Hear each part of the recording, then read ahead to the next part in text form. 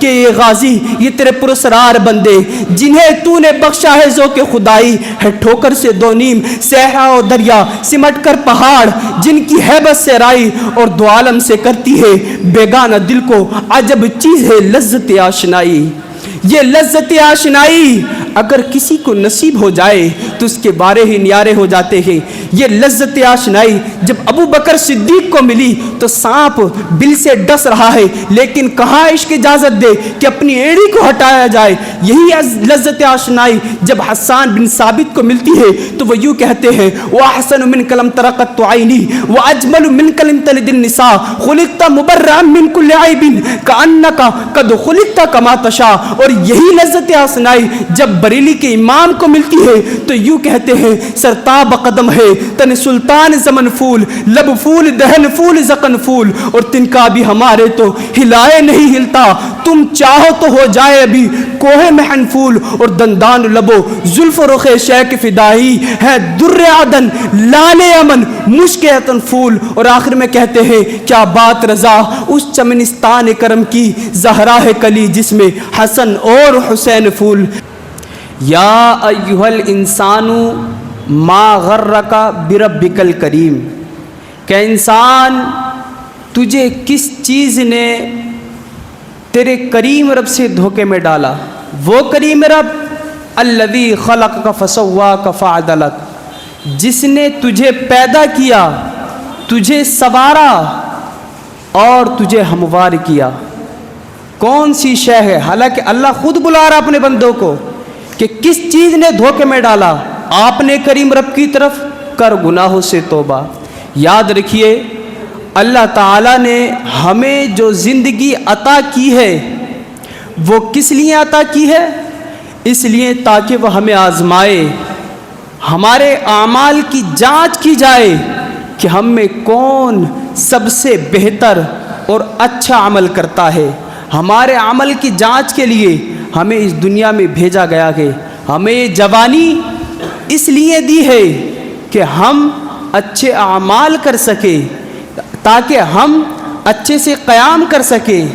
یہ جوانی ہمیں گناہوں میں گزارنے کے لیے نہیں دی، یہ جوانی ہمیں عیاشی کرنے کے لیے نہیں دی گئی، یہ جوانی لوگوں پر ظلم کرنے کے لیے نہیں دی گئی۔ یہ جوانی تو اس لیے دی ہے کہ ہم قیام درست کر پائیں، یہ جوانی اس لیے دی ہے تاکہ ہم رکوع کر پائیں، یہ جوانی اس لیے دی ہے کہ ہم رب کی بارگاہ میں سجدہ ریز ہوں، اس کی بارگاہ میں سر جھکائیں، اس لیے جوانی دی ہے۔ لیکن ہم اپنے جوانی کے ایام گناہوں میں گزارتے ہیں۔ جب بڑھاپے کو پہنچتے ہیں، ہماری کمر جب جواب دینے لگتی ہے تو اس وقت ہمیں نیکی کرنا یاد آتا ہے۔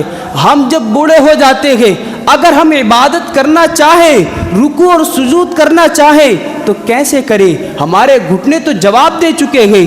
اے میرے عزیز، اللہ نے یہ جوانی دی ہے تو ان جوانی کے ایام کو عبادت میں گزاریں۔ اللہ کو جوانی کی عبادت بہت پسند ہے، اللہ کو جوانی کی توبہ بھی بہت پسند ہے، کیونکہ محبوب کریم صلی اللہ تعالی علیہ وسلم ارشاد فرماتے ہیں کہ میں اللہ کا حبیب ہوں، اور جو بندہ جوانی میں توبہ کرتا ہے تو وہ بھی اللہ کا حبیب بن جاتا ہے۔ یہ مرتبہ ملتا ہے اسے جو جوانی میں توبہ کرے۔ اس لیے ہمیں یہ جوانی دی گئی ہے تو اس جوانی کو گناہوں میں نہ گزارے، بلکہ اللہ کی طرف راغب ہو، اس کی طرف جائیں، بڑھیں اور توبہ کریں، اس کی بارگاہ میں آنسو بہائیں۔ یاد رکھیں ہمارے اسلاف یعنی اس دور کے جو حضور کے دور کے جوان ہوا کرتے تھے، صحابہ کے دور کے جو جوان ہوا کرتے تھے، وہ اپنی جوانی کو عیاشیوں میں نہیں گزارتے تھے، وہ اپنی جوانی کو گناہوں میں نہیں گزارتے تھے۔ وہ تو ایسے تھے کہ اگر گناہ کرنے کا ان کے دل میں ارادہ بھی آتا تو وہ گناہوں سے ایسے بچتے کہ اپنی جان تک نثار کر دے، لیکن گناہ کی طرف نہیں بڑھتے۔ میرے عزیز، حضرت عمر بن خطاب رضی اللہ تعالیٰ عنہ کے دور کا ایک جوان تھا، بڑا عبادت گزار، اتنا عبادت گزار کہ خود امیر المؤمنین حضرت سیدنا عمر بن خطاب اس کی عبادت پر رشک کیا کرتے تھے اور اس کے تقوی کو مانتے تھے کہ ہاں یہ حقیقی طور پہ متقی ہے۔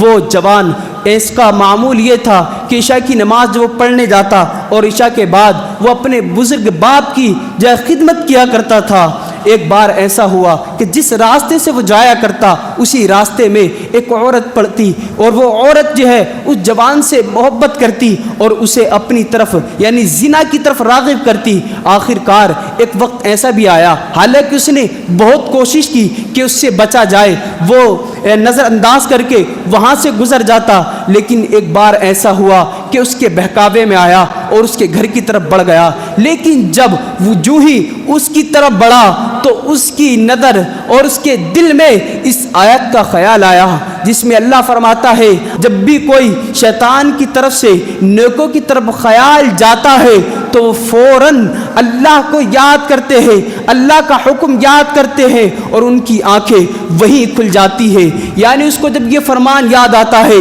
تو اس پر بے ہوشی طاری ہو جاتی ہے۔ باپ نے دیکھا کہ کافی رات ہو چکی ہے، بیٹا گھر نہیں آیا تو وہ ڈھونڈتا وہاں پہنچا، دیکھا کہ بیٹا بے ہوش پڑا ہوا ہے تو اس نے کچھ لوگوں سے اٹھوایا اور گھر لے آیا۔ جب اس کو کچھ افاقہ ہوا تو اس سے سارا ماجرا پوچھا، اس نے بتایا کہ میرے ساتھ یہ معاملہ پیش آیا ہے۔ پھر اس کے بعد جب دوبارہ اس آیت کا ذکر آتا ہے تو اس پر پھر بے ہوشی طاری ہو جاتی ہے اور اسی طرح بار بار وہ بے ہوش ہوتا حتیٰ کہ اس کی جان نکل جاتی۔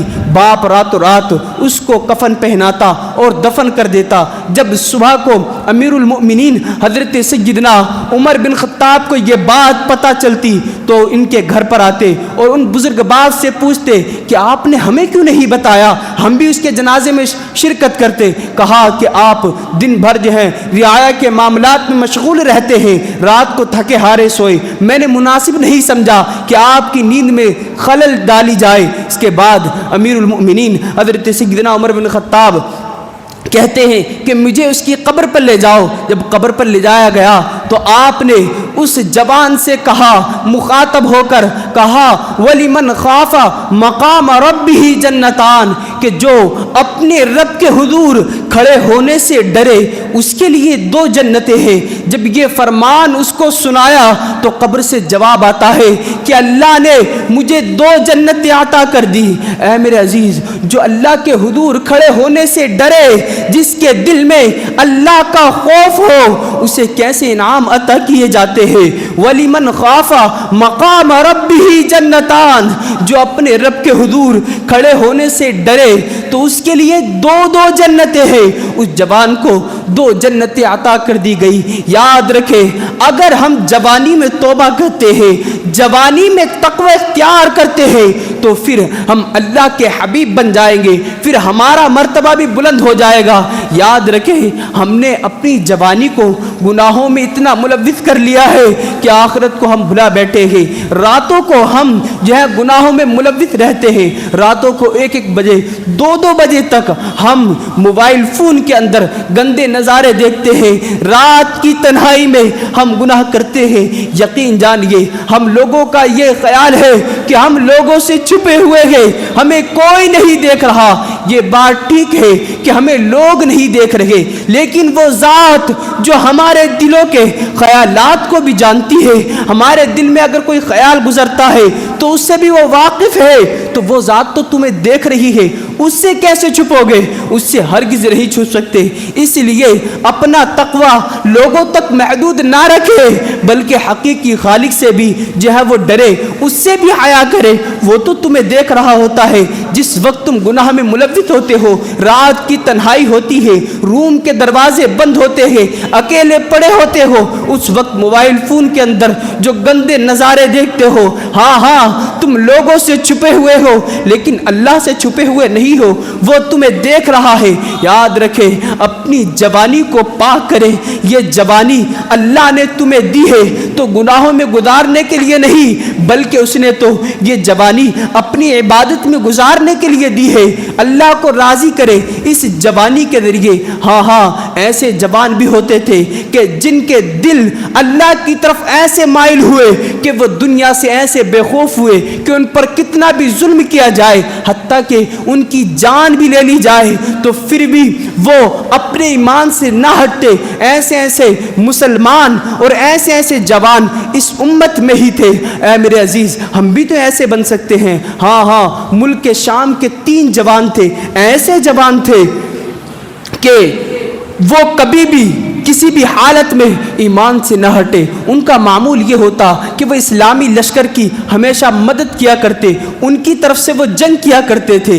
वो लोग इस्लामी लश्कर के साथ जाते लेकिन वो उनके साथ में ना रहा करते, उनसे अलग अपना पड़ाव डालते। हाँ, कहीं मुसलमानों पर मुसीबत आती तो वो वही कूद पड़ते। ऐसा ही हुआ कि जो रूमी सल्तनत थी वो मुसलमानों के गिरोह पर हमला आवर हुई और बहुत सारों को शहीद कर दिया, मुतअद्दिद को कैद कर लिया। तो उनमें से जब ये देखा तो एक भाई बोला कि मुसलमानों पर बड़ी मुसीबत आ पहुंची है, मुसलमानों पर मुसीबत आई है, हमें इनकी मदद करनी चाहिए। अब वो तीनों भाई जो है उस मैदान में कूद जाते हैं और रूमी सल्तनत के जो सिपाही होते हैं उनसे लड़ना शुरू करते हैं और इस अंदाज में लड़ते हैं कि वो पूरी फौज पीछे हटने पर मजबूर हो जाती है।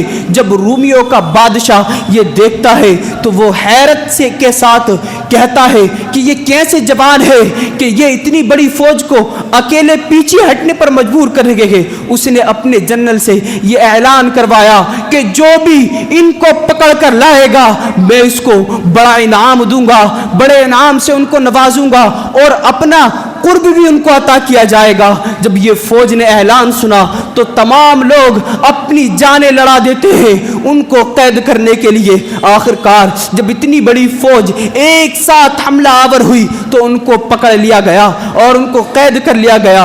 और जब ये देखा उस बादशाह ने तो उसने कहा कि हमारे लिए इन तीनों भाइयों से बढ़कर कोई माले गनीमत नहीं है। सबसे बड़ा माले गनीमत और सबसे बड़ी फतेह यह है कि हमने इनको पकड़ लिया।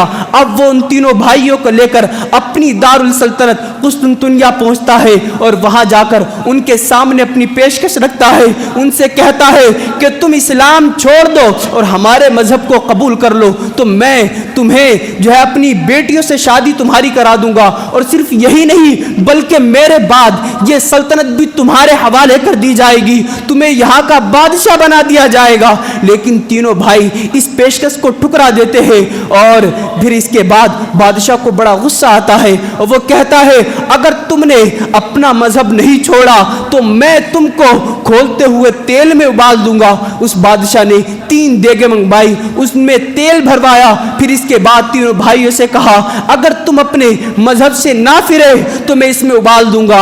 आखिरकार 3 दिन तक उनके नीचे आग जलाई गई। जब वो तेल खोल उठा और अपने ऊपर की हर शय को वो जलाने लगा तो 3 दिन मुकम्मल होते हैं। तीनों भाइयों को वहां ले जाया जाता है। सबसे पहले बड़े भाई से कहा जाता है कि तुम अपना मजहब छोड़ दो, आ जाओ हमारे धर्म में, बड़ा इनाम मिलेगा, बादशाह तुम्हें दे दी जाएगी, अपनी बेटियां तुम्हारे हवाले कर दूंगा, छोड़ दो अपना मजहब। लेकिन वो अपने कदम में थोड़ी सी भी जुम्बिश नहीं लाते। आखिरकार बड़े भाई को उस खोलते हुए तेल में डाल दिया जाता है, उसको वहीं जो है वो उबाल दिया जाता है। कुछ देर बाद सारा गोश्त बहुत भुन जाता है, हड्डियां जलकर ऊपर हो जाती है। फिर इसके बाद जो बीच वाला भाई था उसके सामने भी यही पेशकश रखी गई, उसने भी नहीं माना तो उसको भी उस खोलते हुए तेल में उबाल दिया गया। जब तीसरे भाई की बारी आती है बादशाह को बड़ा मलाल हुआ कि मैंने 2 भाइयों की जान ले ली,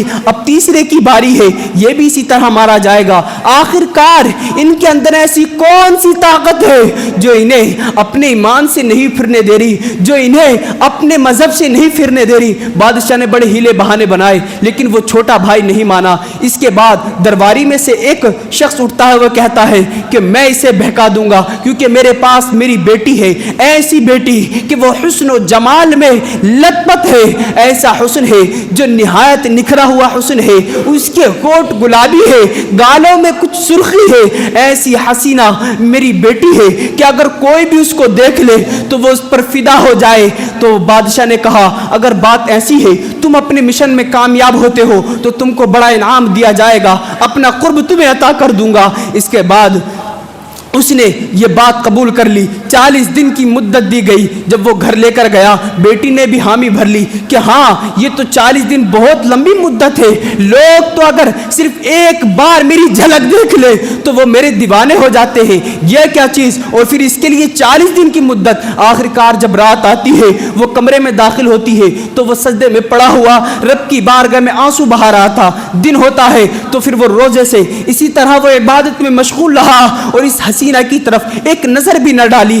اس آخر کار جب 40 دن مکمل ہوتے ہیں بادشاہ نے پوچھا کہ بتاؤ کیا ہوا, تو اس نے کہا کہ میری بیٹی نے بھرپور کوشش کی اور وہ ناکام رہی. پھر 40 دن کی اور مدت دی گئی اور وہ 40 دن بھی گزرنے کے قریب ہوئے. جب اس بیٹی نے دیکھا کہ یہ کس کا عاشق ہے جو اس حسن کو بھی یوں ٹھکرا دیتا ہے, وہ کیسا حسین ہے کہ جس کے حسن میں یہ اتنا غوطہ زن ہو گیا ہے کہ اب میرے حسن کو بالکل بھاؤ نہیں دیتا. آخر کار وہ عیسائی عورت, عیسائی لڑکی جب اس کے اس تقوی کو دیکھتی ہے تو وہ اسلام لے آتی ہے اور یہ دونوں وہاں سے نکل کر ملک شام کی طرف روانہ ہو جاتے ہیں اور وہیں یہ رہنے لگتے ہیں. لوگوں نے ان کے تقوی کو مانا اور ان کی یہ بات زمانے میں بڑی مشہور ہی. یاد رکھے جو حضور صلی اللہ علیہ وسلم سے حقیقی طور پر عشق کر لیتا ہے تو پھر وہ ان دنیا والوں کے پیچھے نہیں رہتا, پھر تو اس کی جو ایک زندگی بن جاتی ہے وہ آخرت کی طرف ہی رہتی ہے, اس کی توجہ اللہ اور اس کے رسول کی طرف ہو جاتی ہے. تبھی تو اقبال کہتا ہے کہ یہ غازی یہ تیرے پرسرار بندے جنہیں تو نے بخشا ہے ذوق خدائی, ہے ٹھوکر سے دو نیم صحرا و دریا سمٹ کر پہاڑ, جن کی ہیبت سے رائی اور دو عالم سے کرتی ہے بیگانہ دل کو عجب چیز ہے لذت آشنائی. یہ لذت آشنائی اگر کسی کو نصیب ہو جائے تو اس کے بارے ہی نیارے ہو جاتے ہیں. یہ لذت آشنائی جب ابو بکر صدیق کو ملی تو سانپ بل سے ڈس رہا ہے لیکن کہاں عشق اجازت دے کہ اپنی ایڑی کو ہٹایا جائے. یہی لذت آشنائی جب حسان بن ثابت کو ملتی ہے تو وہ یوں کہتے ہیں وَأَحْسَنُ مِنْكَ لَمْ تَرَ قَطُّ عَيْنِي وَأَجْمَلُ مِنْكَ لَمْ تَلِدِ النِّسَاءُ خُلِقْتَ مُبَرَّأً مِنْ كُلِّ عَيْبٍ كَأَنَّكَ قَدْ خُلِقْتَ كَمَا تَشَاءُ. اور یہی لذت آشنائی جب بریلی کے امام کو ملتی ہے تو یوں کہتے ہیں سرتاب قدم ہے تن سلطان زمن پھول لب پھول دہن پھول زقن پھول, اور تنکا بھی ہمارے تو ہلائے نہیں ہلتا, تم چاہو تو ہو جائے ابھی کوہ محن پھول, اور دندان لبو زلف رخ شیک فدائی ہے در عدن لال امن مشک عطن پھول. اور آخر میں کہتے ہیں کیا بات رضا اس چمنستان کرم کی زہرا ہے کلی جس میں حسن اور حسین پھول. اے میرے عزیز یہ لذت آشنائی پانے کے لیے ہمیں گناہوں سے بچنا پڑے گا. حضور کا عشق جبھی دل میں داخل ہوگا جب ہم گناہوں سے پاک ہوں گے اور اللہ اور اس کے رسول کی فرما برداری کریں گے. حضور صلی اللہ علیہ وسلم پر کثرت سے درود پاک پڑھیں گے.